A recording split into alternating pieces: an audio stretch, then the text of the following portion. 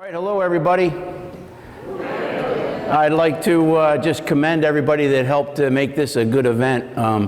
You know, as Kevin just said a few minutes ago, it takes a tremendous amount of people to pull off something like this. And it's one of the things I really have enjoyed about the New Jersey Beekeepers Association as it's grown over the last 10 years. There's a tremendous amount of people that spend a lot of time and effort helping to make these kind of things work. And really that's what makes this organization strong, is getting involved and helping to pull things like this off. So just thank you for that. I'm filling in for Grace McMacklin. Grace is a lab technician, works at the Department of Agriculture building, and apart from some other laboratory analysis that she does, she has really kind of ramped up our bee analysis at the lab. And I'm going to just kind of go over her presentation a little bit. And I have a couple of slides at the end to just bring you up to date on some things that are going on.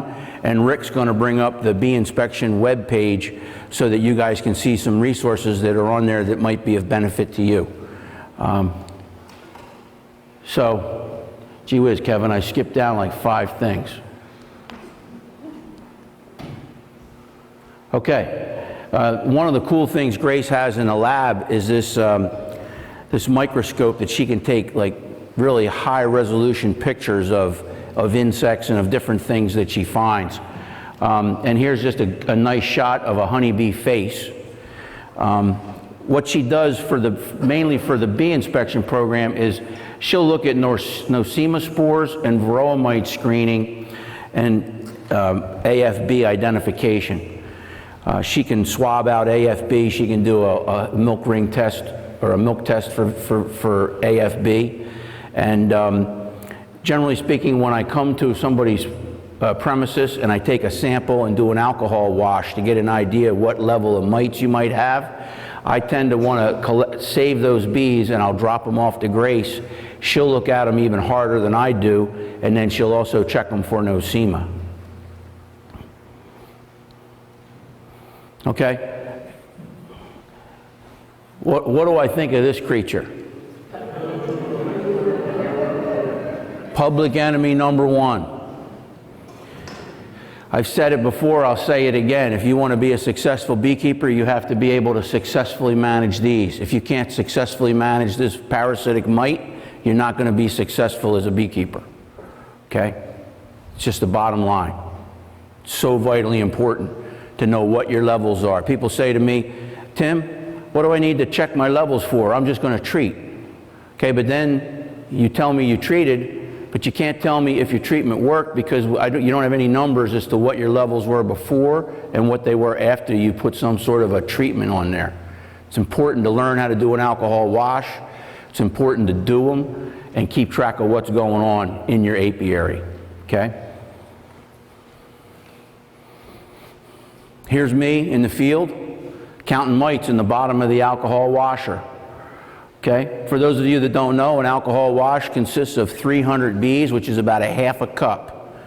We take that sample off of open brood. On the Northwest Jersey website, there's a video that would show you exactly how to do it. There's also, I think, a link to that on the BInspection website for the Department of Agriculture. So you can easily look at that, learn how to take the sample, learn how to make the evaluation. I bag them in a Ziploc bag, and I send them to Grace. She shakes them even more. She'll strain out the bees. She counts the bees, and then she counts the mites. She says my account generally underestimates the actual mite load. Okay? So it's kind of good to have her services. The higher the mite load, the greater the difference. I don't know what that means because that's her slide, not mine. So, okay? A half a cup of bees is about 300 bees. So if I get 10 mites and 300 bees, I got to divide that 10 by 3 to get a % infestation. Does everybody follow that? Because we want to know how many mites there are per 100 bees. So example, if there's 9 mites in a sample of 300 bees, 3% infestation rate. Okay? Jot it down. Yes? This time of year I don't test much because if they made it through the winter, they're ramping up and growing. And the mites are mostly hiding in the brood, because that's where they want to reproduce. I really start looking for them towards the end of the honey flow, which would be the latter part of June. And then pretty much every inspection I do, I'm sampling some of them, 1 or 2, for Varroa, so that I have an idea what the Varroa level is in that apiary. Okay? Well, the question is, how often would I do it? I wouldn't do it every other week. I mean, if in the end of June I knew there were 5 mites, 5% infestation rate, that tells me one thing, that I need to get my honey crop off and start thinking about treating for Varroa. Okay? Then I'm going to follow up and I'm going to sample them after my treatment's over, about 2 weeks out, so I have an idea if it made any difference. Okay?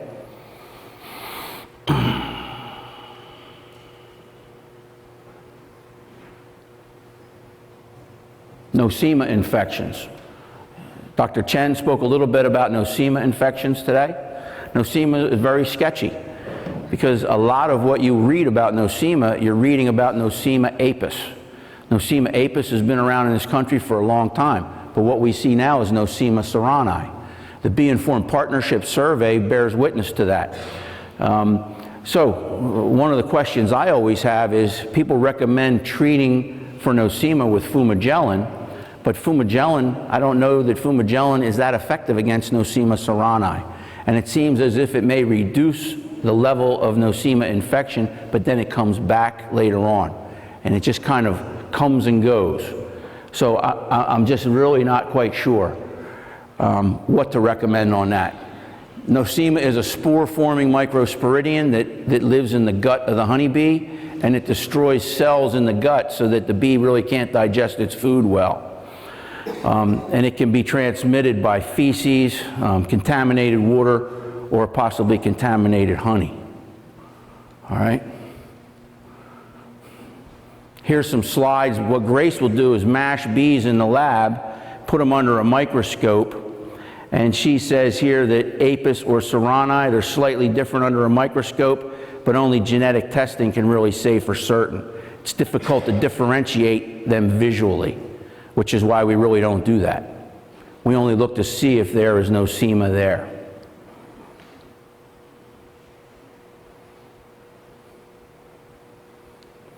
Ceranae can increase overwinter death loss, increases fatality in bees exposed to non-lethal doses of insecticides, can suppress the immune system, okay? And fumagellin only causes temporarily decrease in spore load, okay? I've kept bees for 30 years. I've never used fumagellin in my life, okay? The bees really don't like to drink it. And I wish I could tell you definitively what to do and what not to do, but I don't really know. Okay? She's looking for these smooth oval outlines, like right here. And the centers of those will glow with Nosema.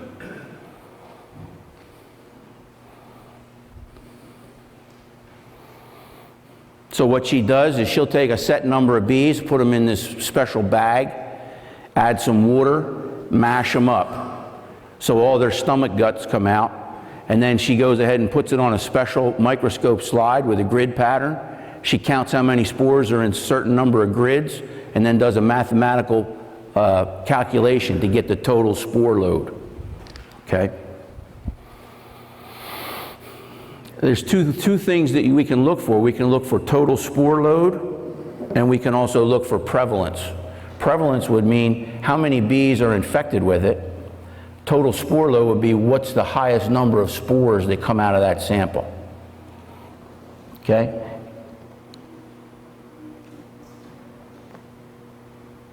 Healthy bee gut with no Nosema. Lots of ovals all through this sample. Nosema infection present. That's a very bad, heavily infested Nosema. Very interesting, because some samples that were submitted to the lab this past winter, she gave me the results. Some of them had like 35 million spores That's how heavily infested they were. I never heard of them being that heavily infested. I talked to the guys down at the Beltsville Bee Lab, and Sam down there, the main lab tech, says, oh yeah, he says, I've had 45 million to 50 million spores in samples, okay?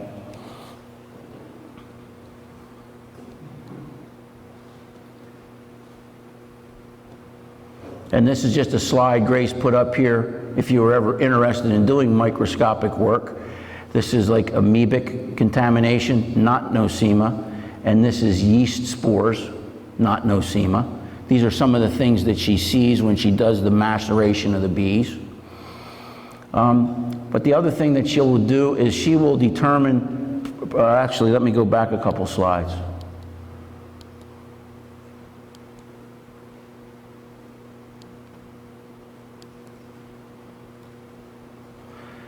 You see this one? Instead of doing a total spore count, and I really think this gives us better information rather than a total spore count, is to know out of 10 bees, how many of them have it versus how many of them don't. I really don't care the total number. But what we find is if we see 30 or 40% prevalence, that means 3 out of 10 bees, 4 out of 10 bees have this disease, chances are that colony will die out over the winter, okay? The spore count could be very high, but if only 1 bee out of 10 has it, chances are it's not going to affect that colony over the winter at all, okay? So if you ever wanted to have a sample done on your bees, I would recommend you go more for the prevalence rather than the total spore count. Now let me go back to where we were.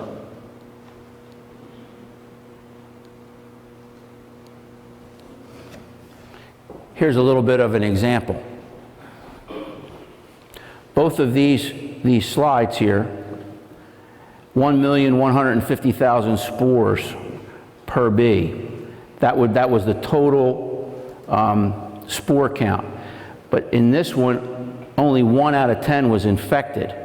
In this one, there was a 43% infection rate. And what she's trying to say here is same average spore load, but drastically different infection rates. And there's evidence that indicates that the second hive may suffer greater effects over here. So you know what? The spore level was the same, but one hive was highly infected, the other hive not highly infected. Okay? That's why we conclude that going with the prevalence is a much better way to examine these samples rather than total spore count. I've had a bunch of calls from people that had dead hives, wanted to know where to get the information to submit them and how to submit this. This is a form that she developed. Name, telephone number, all of your information. Very important, put your email address in there because she'll email you the results probably within a week or two. And this is for if you did more than one hive, you could take a sample from each one. She wants you to indicate if you want total spores or percent infected. And then she'll also check it for varroa at the same time. Up here it tells you where to send it and some directions about how to send it. We can't really be mailing things through the mail so saturated with alcohol. Because if you ever mailed anything from the Postal Service, they ask you a question.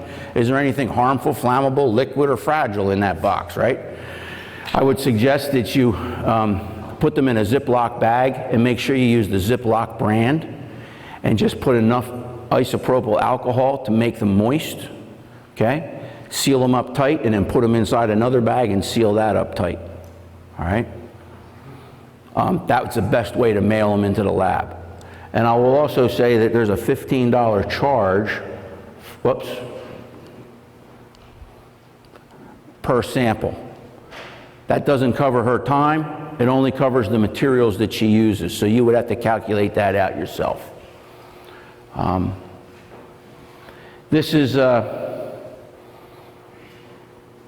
where you would actually, Rick, would you bring up that the Department of Agriculture website? I want to show you where you can get some of this information on the BInspection website.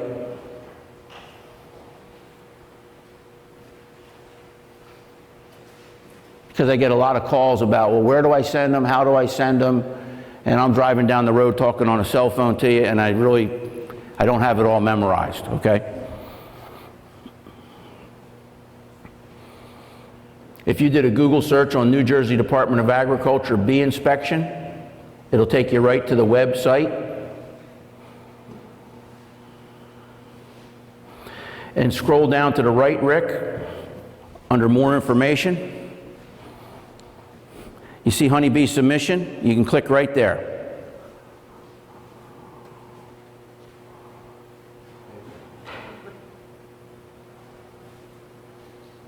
And there's your form. Okay, you can just, you can type into it, print it out, or copy it off and enter your info, pack it up and send it with your sample. Okay, you can go back. The other thing I wanted to show you while we were here is, has anybody ever registered, used the online registration tool to register your apiaries or to renew your registration? Okay, was it fun for you to do that? No, it was terrible, wasn't it? Okay, well, we got a new one. Thankfully, Angelo Trapani, who is the editor of our newsletter, is on the State Board of Agriculture, and I asked him if he would go ahead and try to register his apiaries using that tool, and he was not successful, and he brought it up at a State Board of Agriculture meeting, and you know what happened? Within 1 month, they have a brand new application made that just launched this week that is what I wanted 5 years ago. But it takes the right person. It took the right person in the right place to get the job done. Okay, so if you look right there, we have the online beekeeper registration. Click on that. That brings you to New Jersey Farms. Scroll down. You see apiary registration. Click on apiary registration. Right there. And you can either do a new registration or a renewal. Okay? In order to do a renewal, you need your apiary, your AIS number, and your last name. And then it will populate your information, and you can just correct what's incorrect, add what needs to be added, or you can click on new. Rick, click on new, and let's bring that one up. And here's what the form looks like. You just fill in your name. You know, we have a slot for business name, address, city, et cetera, email. And it's now I want to show you something that, for those of you that have registered in the past, you know that there's been confusion because the DEP, Office of Pesticide Control, has a registration, so does the Department of Agriculture. I collaborated with them this winter, and if you check this box right here, this says that you want me to share your yard information with DEP Pesticide Control, so you will be on their notification list in the event that there is a pesticide spray near your apiary. So we combined it all into one form, okay, one registration. The only thing they would have access to would be, if you check this box, I will run a report and give them your yard information. Yes? I just want to let you know that they call me every year, and they will ask you if you would like them to turn it off on Denver Street. Oh, that's the Mosquito Control Commission calls you, yeah. And mosquito control commissions, generally speaking, are very good about contacting beekeepers, okay? But yeah, if you weren't on that list, though, David, they wouldn't call you if you weren't on the DEP list. Yeah. Okay, yes? Have you gotten any notification on the frequency of spray they're going to have this year on mosquitoes? The question is, have I gotten any notification on the frequency of spraying we're going to get this year for mosquitoes? No, I haven't.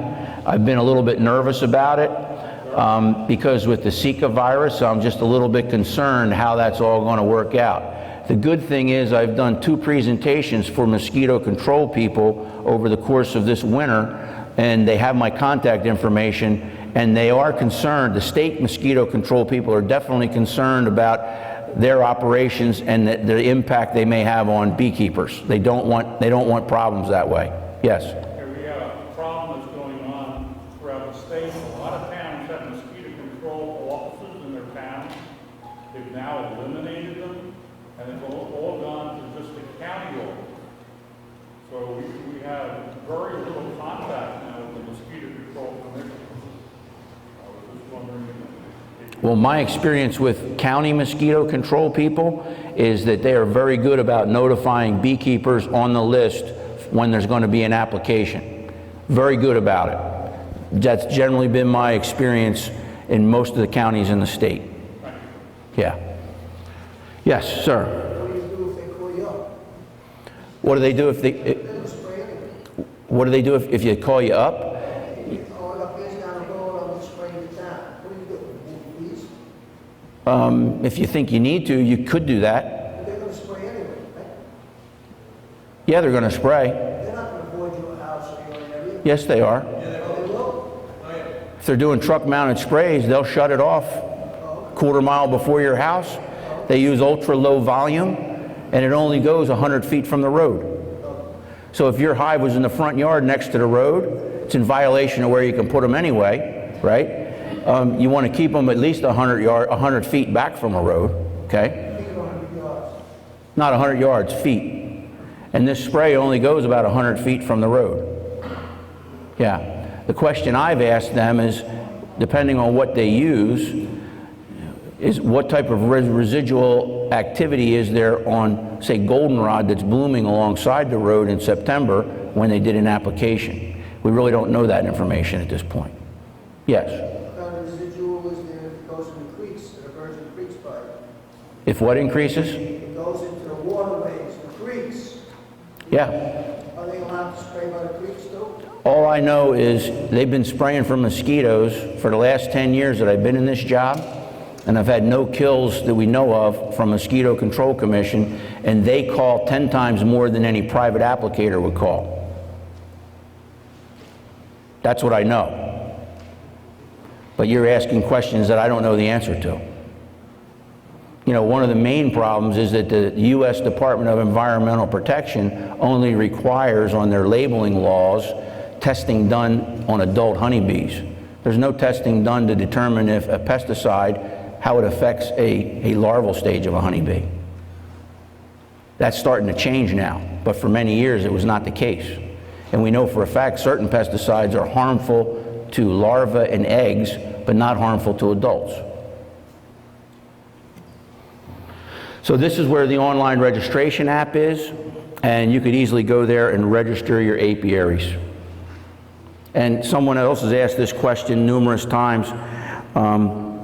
Do you have to register every year? Yeah, you do have to register every year, even if nothing changes, because there's a date stamp on there.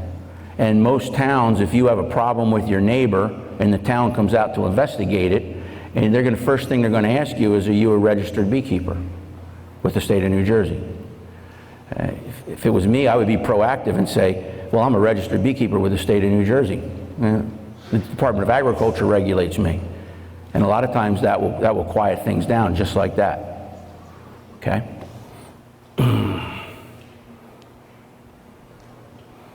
Here's just some interesting information that we wouldn't have if it wasn't for Grace and the work she does in her laboratory. And I would encourage you, you have dead bees, you have a colony that dies out, you want to check your loads, for 15 bucks, send a sample in to Grace and let her do it. It's useful information. Okay? As a result of her efforts, last year we did 82 samples. She did 82 samples. And it's interesting, only 16% of them had over 1 million Nosema spores.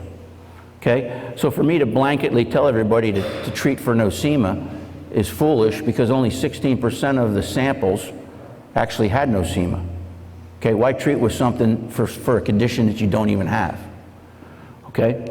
Average number of Nosema spores per bee was 1.1 million. Okay? Look at this. This is an interesting number. 67.1% of the samples had higher than a 2% varroa mite infestation.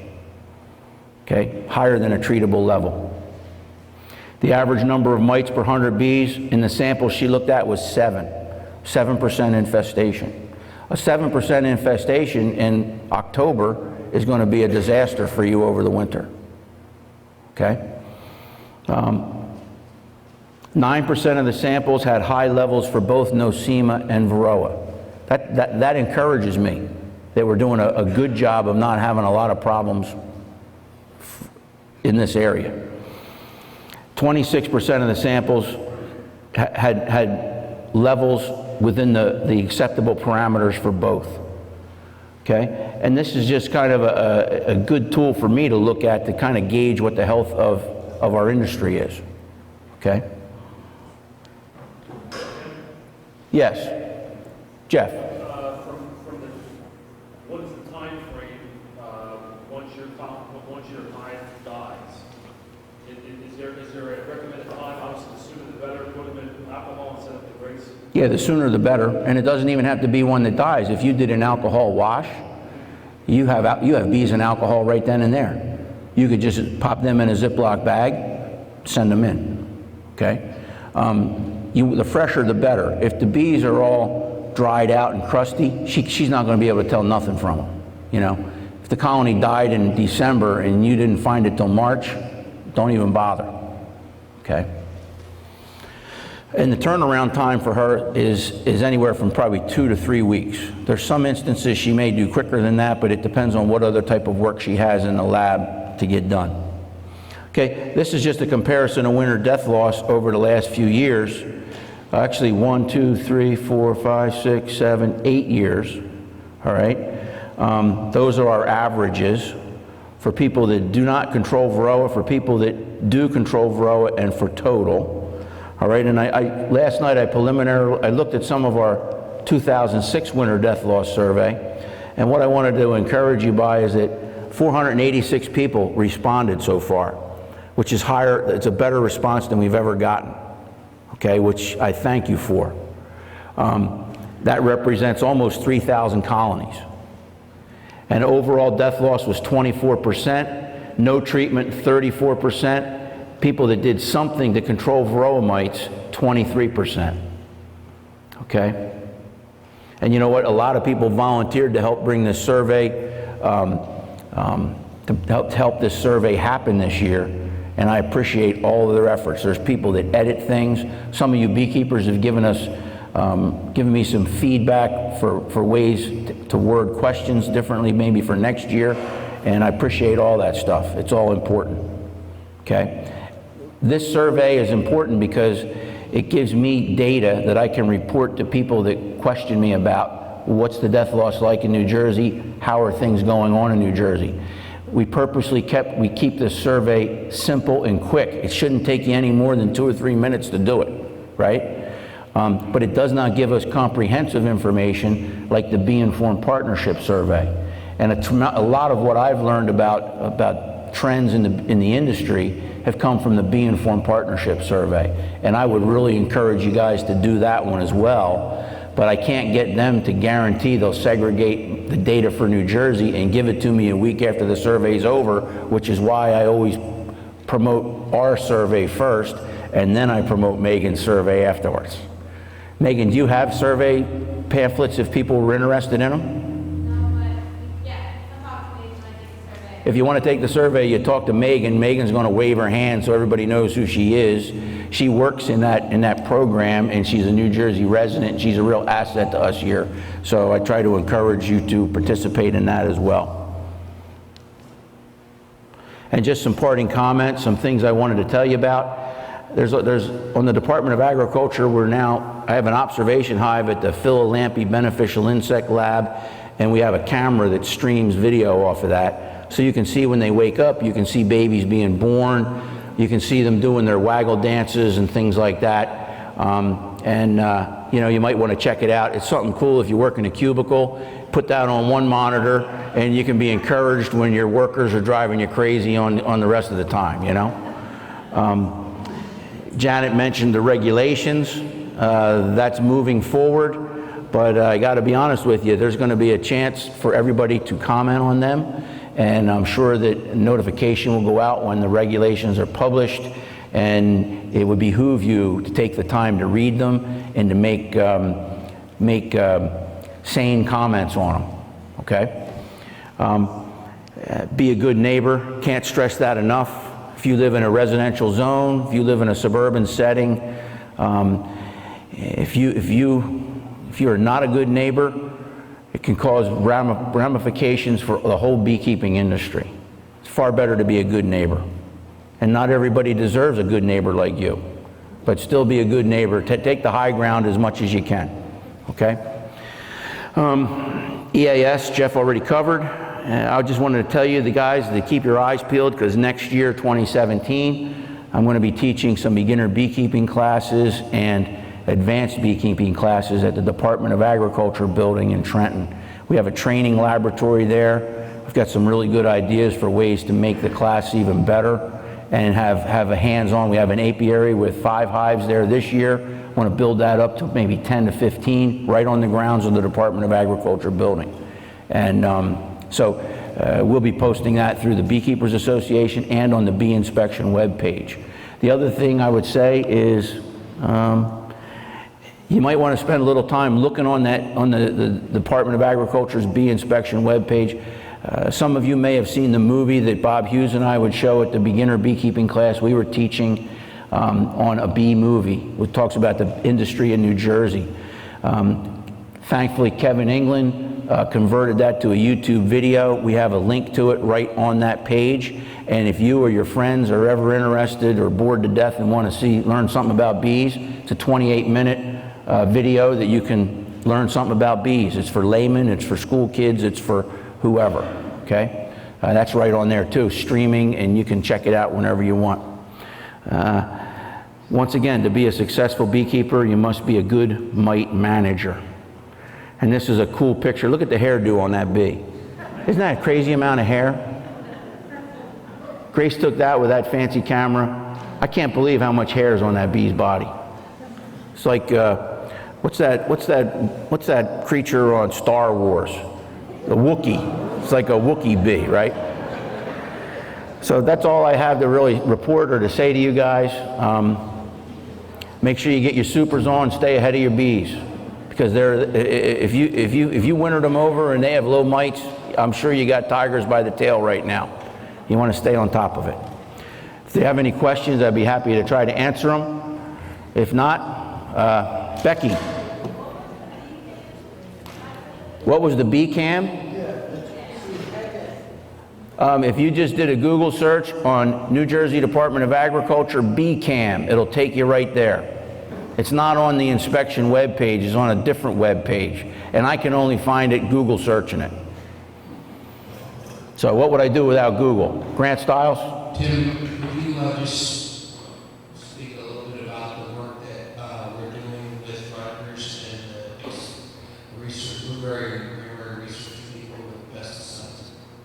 Sure. We've, there's been, some of you may have heard that there's been some damage to commercial colonies during blueberry pollination over the course of the last couple of years. And last season I worked with Dean Polk, who's an IPM specialist with Rutgers Extension agents. And we put together a study and followed about 100 colonies through blueberry pollination, collected pollen. He compared that to spray records, and we've been learning some things about certain types of pesticides that you heard me allude to earlier that have a label that says they're not harmful to honeybees because the EPA only requires LD50 tests done on adult honeybees, okay? But we're coming to see that as more and more research is done on colony collapse disorder, we're seeing more and more instances where pesticides that are labeled safe for adults are not really safe for eggs and young larvae. And it's really been some really good work that's been done over the course of last summer. We're continuing it this year where we're monitoring certain hives. We're going to monitor them right through the whole growing season up until November. There it is. Look at the glare. Does anybody know how to get glare off of something like that? See me afterwards because I'd be interested in knowing. But yeah, so we're doing a study right now where we've got some packages started on Clean Foundation. We're going to be collecting pollen samples. We're going to. Should I stop talking so we can all look over there? It's funny because from my perspective, everybody's looking over there. Me and my wife, we were doing something for a bunch of kids at our Sunday school, and we brought in a lamb. Well, let me tell you, they didn't hear one word we said because all they were doing is looking at the lamb the whole time, right? It's like putting the bee cam up. So, Grant, what else should I say? I don't know if I... No, just about the, that there's going to be some talk with Rutgers about the position. Oh, okay. As a result of some of these meetings, the blueberry and cranberry industry is considering, along with the beekeepers, are going to be meeting with a dean over at Rutgers University to see about getting a position funded over there that would do bee research. So we're hopeful that that might take place, but I don't know. I don't know. Any questions? Any other questions? Okay. See you later.